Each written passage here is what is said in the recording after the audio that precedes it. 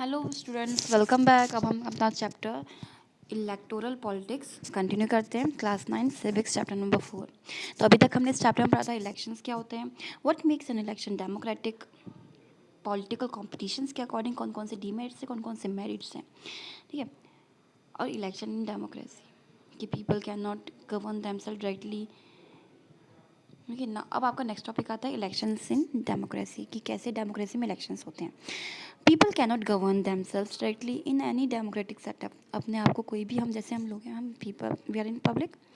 अब हम अपने अकॉर्डिंग गवर्नमेंट, हम अपने अकॉर्डिंग तो गवर्न नहीं हो सकते ना, तो हमें एक प्रॉपर गवर्नमेंट चाहिए गवर्न होने के लिए एक डेमोक्रेटिक कंट्री के अंदर। Thus elections are held in a democracy in which people elect their own representatives.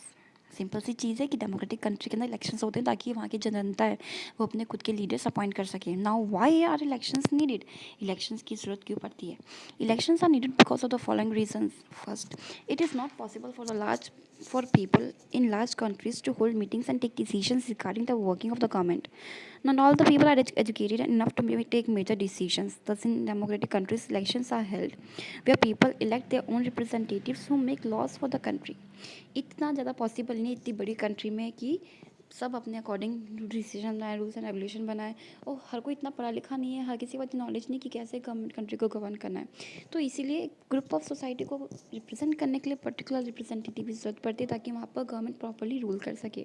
तो that's why we need elections. इसी इलेक्शंस के थ्रू हम अपने रिप्रेजेंटेटिव को इलेक्ट करते हैं from the several representatives. Representatives can not be selected on the basis of age and experience. ये चीज़ बहुत इंपॉर्टेंट है कि हम किसी भी रिप्रेजेंटेटिव को एज एंड एक्सपीरियंस के बेसिस में इलेक्ट नहीं कर सकते। Such representative may not rule according to their wishes of the people, क्योंकि एज एक्सपीरियंस के बेसिस में अगर इलेक्शंस होने लग गए तो क्या पता हमारी पूरी मांगे हो ना हो, है ना।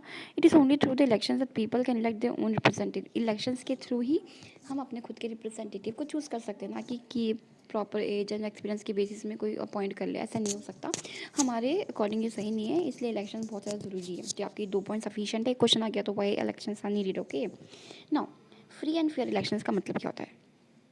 Sometime elections may not be fair. For example, in China, elections are held at regular interval, but only the members of Communist Party can contest the election. This is not a democratic election. For example, in China, हमने experience किया था पिछले chapter में कि China अपने आप को democratic country show करती है कि यस यहाँ पे इलेक्शंस होते हैं, रेगुलर इंटरवल्स में हो रहे हैं, बट उनके पास तो पॉलिटिकल पार्टी एक ही है, सीसीपी का चाइनीज़ कम्युनिस्ट पार्टी, तो उसको हम डेमोक्रेटिक नहीं कहते। इलेक्शन डेमोक्रेटिक तभी होता है जब हमारे पास मल्टीपल पार्टीज प्रेजेंट होती है इलेक्ट करने के लिए, चूज़ करने के लिए वोटर्स के पास। अब देखो, some features of free and fair elections are every citizens above a certain age should have the right to vote and every vote should have one value, मतलब कि हर पर्टिकुलर एज के बाद जिसमें वो इंसान सोचने समझने की क्षमता रखता हो, ठीक है, उस पर्टिकुलर एज के बाद ही एक इंसान जो वोटर्स हैं वो वोट कर सकें। और दूसरी चीज़, जो भी वोट करे उसका एक वोट, एक इंसान का वोट एक ही काउंट हो, irrespective of caste, creed, religion. There should be more than one party and parties and people should be free to contest elections. एक से ज़्यादा पार्टीज होनी चाहिए, ठीक है। Election should be conducted at regular intervals में elections होने चाहिए। A candidate preferred by the people should be elected. जो कैंडिडेट जो जिसको हम पसंद करते हैं, हम चाहते हैं कि ये इलेक्शंस लड़े, उसी को इलेक्ट करना चाहिए। More importantly, election should be held in a free and fair manner and people should have the right to choose a own representative और कैंडिडेट। तो हम ये कुल मिला के कंक्लूजन ये निकाल सकते हैं कि इलेक्शन जो है बहुत फ्री एटमॉस्फेयर में हो, किसी भी बर्डन के बिहाफ में ना हो, और हम अपने रिप्रेजेंटेटिव को फ्री चूज़ करें, हमारे पास कोई बर्डन ना हो, कोई जोर ना हो। इलेक्टोरल सिस्टम इंडिया बहुत सिंपल है। ये दिखने में लग रहा है कि क्या है ये, पर बहुत सिंपल सा टॉपिक है। देखो, electoral system in India the Lok Sabha elections are held at the national level while the state assembly Vidhan Sabha elections are held in the state level at the state level. The elected members of both Lok Sabha and Vidhan Sabha are held regularly after 5 years. So first point आपका ये आता है कि India के अंदर Lok Sabha elections होते हैं national level पे, और जो स्टेट लेवल पे जो इलेक्शंस होते हैं उनको हम क्या बोलते हैं? विधानसभा या फिर स्टेट असेंबली इलेक्शंस। अब जितने भी ये मेंबर्स होते हैं ना, लोकसभा के मेंबर्स जो होते हैं, जब ये नेशनल लेवल में इलेक्शंस होते हैं वो लोकसभा इलेक्शंस होते हैं, और जो उनके मेंबर्स बनते हैं वो मेंबर ऑफ पार्लियामेंट बनते हैं। और जो विधानसभा के इलेक्शंस होते हैं वो भी उनके जो मेंबर्स होते हैं मेंबर ऑफ लेजिस्लेटिव एमएलएज होते हैं, जो स्टेट लेवल्स में अपॉइंट किए जाते हैं विधानसभा के अंदर। और ये दोनों इलेक्शंस हर 5 साल के अंदर, कार्यकाल के अंदर होते हैं। When elections are held after every 5 years to the Lok Sabha and Assembly, they are called general elections. और जब elections लोक सभा और असेंबली या फिर ये विधानसभा में हर 5 साल के बाद होते हैं, उनको हम क्या बोलते हैं, general elections. When elections take place for one constituency only to fill the vacancy created by the death or the resignation of the member, it is called by election. और जब इलेक्शन किसी की भी एक कॉन्स्टिट्यूशनल सीट को fill करने के लिए रीज़न हो सकते हैं कि वो इंसान मर गया या फिर उसने अपना रिज़ाइन दे दिया है, तो उसकी वो वैकेंट सीट को फिल करने के लिए बाई इलेक्शंस बोले जाते हैं. Third point, India is divided into several areas known as electoral constituencies for the purpose of voting. क्या है कि इंडिया हमारी जो कंट्री है उसको सेवरल कॉन्स्टिट्यूंसीज में या इलेक्टोरल सीट्स में डिवाइड किया हुआ है. जैसे राजस्थान के अंदर वी हैव, अगर हम देखें लोकसभा की सीट कितनी है, 25. So people living in one constituency elect one representative from their over area. जो एक कॉन्स्टिट्यूंसी में जो पीपल रह रहे हैं वो अपने रिप्रेजेंटेटिव चूज करते हैं.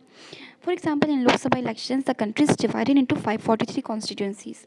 अगर हम लोकसभा इलेक्शन में देखें तो पूरी कंट्री 543 कॉन्स्टिट्यूंसीज में डिवाइडेड है.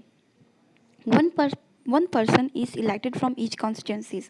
और हर कॉन्स्टिट्यूंसीज में एक पर्सन इलेक्ट होता है एंड ही और she is called member of parliament और एमपी. अभी मैंने आपको ये बात बताई थी कि जो लोकसभा से इलेक्शन जीतते हैं उनको हम एमपी बोलते हैं. ईच कॉन्स्टिट्यूंसीज हैव रफली एन इक्वल पॉपुलेशन.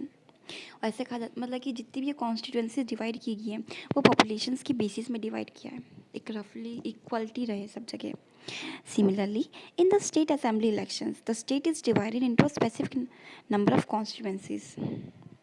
जैसे अभी तो हमने आपको क्या था लोकसभा इलेक्शंस के बारे में, अब हम स्टेट असेंबली इलेक्शंस के बारे में बात करते हैं कि इसमें स्टेट को स्पेसिफिक नंबर ऑफ कॉन्स्टिट्यूंसीज में डिवाइड किया जाता है. An elected member of constituencies is known as member of legislative assembly. अभी आपको ये बात बताई थी कि जो विधानसभा इलेक्शंस होते हैं उसके जो इलेक्टेड मेंबर होते हैं उनको हम क्या बोलते हैं, MLAs, member of legislative assembly. The same is the case with the municipal और पंचायत इलेक्शंस. और यही केस सेम केस होता है पंचायत या म्यूनिसिपल इलेक्शंस के साथ. Each village or town is divided into number of wards which are like constituencies. Her village और town divide होता है number of wards में which are like constituencies. जैसे भी आपके ward elections हुए थे ना, हर ward divided था, तो वो भी तरह से कॉन्स्टिट्यूंसी की यहाँ की एक सीट है, वहाँ की एक सीट है पार्षद के चूज़ होने के लिए. मतलब कि पहले तो क्या वार्ड इलेक्शंस होंगे, उन्हीं वार्ड्स में जिसकी पॉलिटिकल पार्टीज़ के वार्ड नंबर ज़्यादा होंगे उनको क्या बना जाएगा उस पर्टिकुलर जगह का जो टाउन होता है उसका mayor. In India some constituencies are reserve for the people belonging to. हमारी कंट्री के अंदर जो बैकवर्ड लोग होते हैं उनको आगे लाने की कोशिश की जाती है ताकि वो भी आगे हो सके, वो भी डेवलपमेंट के आगे तरफ बढ़ सके. तो इसलिए हमारी कंट्री के अंदर जो SC ST और BC होते हैं उनको रिजर्वेशन प्रोवाइड की जाती है. और कुछ जगह पे, बहुत सारी जगहों पे 1/3 जो सीट्स होती है उनमें रिजर्वेशन की गई है वुमेंस की. ये भी ध्यान रखना, इसमें लिखा नहीं है. This has been done so that even most marginal section of the society get a fair chance of representation in Lok Sabha, State Assembly, Municipal Corporation and Panchayat. ये इसलिए किया जाता है, रिजर्वेशन इसलिए की जाती है ताकि सबको इक्वल अपॉर्चुनिटी मिले और वो भी अपने आप को आगे बढ़ने की मौका मिल सके सबको. In municipal corporation and gram panchayat 1/3 of the seats are reserved for women. अभी आपको ये बात बताई थी मैंने कि जो म्यूनसिपल कॉर्पोरेशन ग्राम पंचायत के जो इलेक्शंस होते हैं उसमें 1/3 सीट्स किसके लिए रिजर्व की गई है, वुमेंस के लिए. ताकि हम सुनते ना कभी कभी अरे वहाँ की जो एरिया है उसमें महिला सीट है या फिर उस पर्टिकुलर एरिया में SC सीट है, ST सीट है, OBC महिला सीट है, तो ये सब रिजर्वेशन के थ्रू होती हैं. आप आज इस वीडियो में इतना काफ़ी. Okay students.